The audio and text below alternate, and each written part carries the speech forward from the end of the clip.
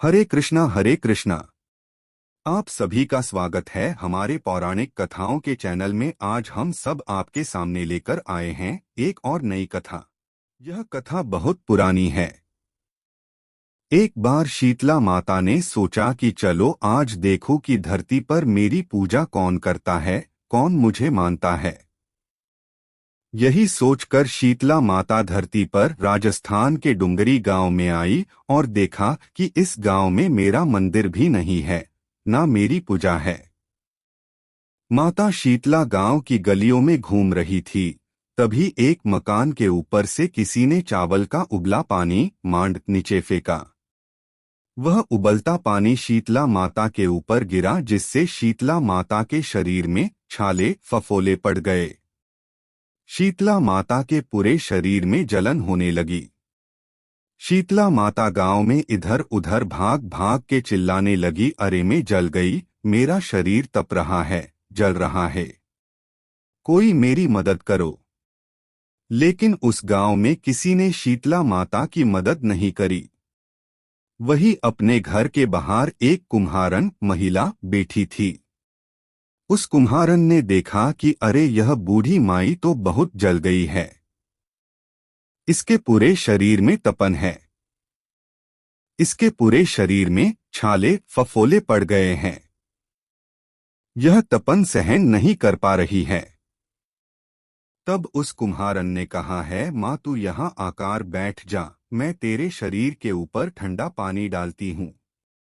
कुम्हारन ने उस बूढ़ी माई पर खूब ठंडा पानी डाला और बोली है, माँ मेरे घर में रात की बनी हुई राबड़ी रखी है, थोड़ा दही भी है, तू दही राबड़ी खा ले। जब बूढ़ी माई ने ठंडी ज्वार के आटे की राबड़ी और दही खाया तो उसके शरीर को ठंडक मिली। तब उस कुम्हारन ने कहा, आमा बैठ जा, तेरे सिर के बाल बिखरे हैं, ला मैं तेरी चोटी गुथ देती हूँ। और कुम्हारन माई की चोटी गूंथने हेतु कंघी कागसी बालों में करती रही। अचानक कुम्हारन की नजर उस बूढ़ी माई के सिर के पीछे पड़ी तो कुम्हारन ने देखा कि एक आंख वालों के अंदर छुपी है। यह देखकर वह कुम्हारन डर के मारे घबराकर भागने लगी। तभी उस बूढ़ी माई ने कहा, रुक जा बेटी, तू डर मत, मैं कोई भूत प्रेत नहीं हूँ, मैं शीतला देवी हूँ।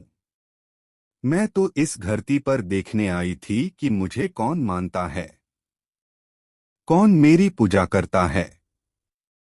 इतना कह माता चार भुजा वाली हीरे जवाहरात के आभूषण पहने, सिर पर स्वर्ण मुकुट धारण किए अपने असली रूप में प्रकट हो गई।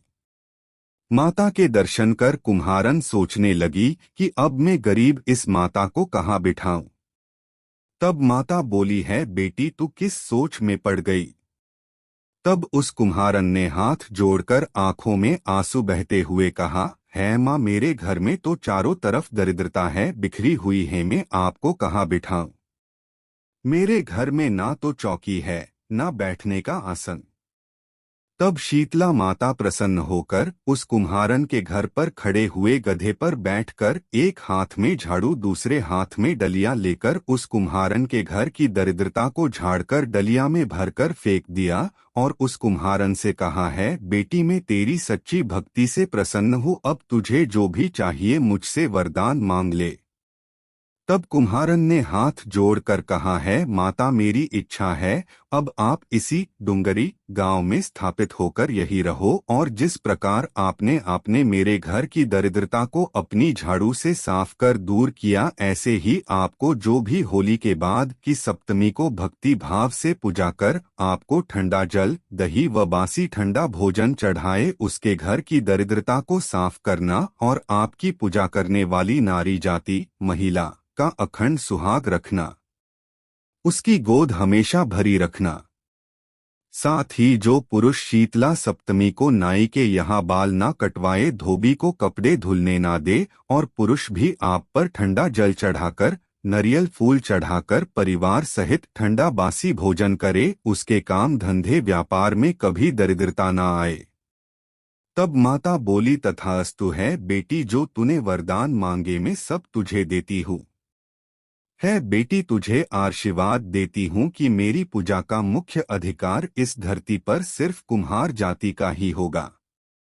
तभी उसी दिन से डुंगरी गांव में शीतला माता स्थापित हो गई और उस गांव का नाम हो गया शील की डुंगरी। शील की डुंगरी में शीतला माता का मुख्य मंदिर है। शीतला सप्तमी पर वहां बहुत विशाल मेला भरता है। इस कथा को पढ़ने से घर की दरिद्रता का नाश होने के साथ सभी मनोकामना पूरी होती है।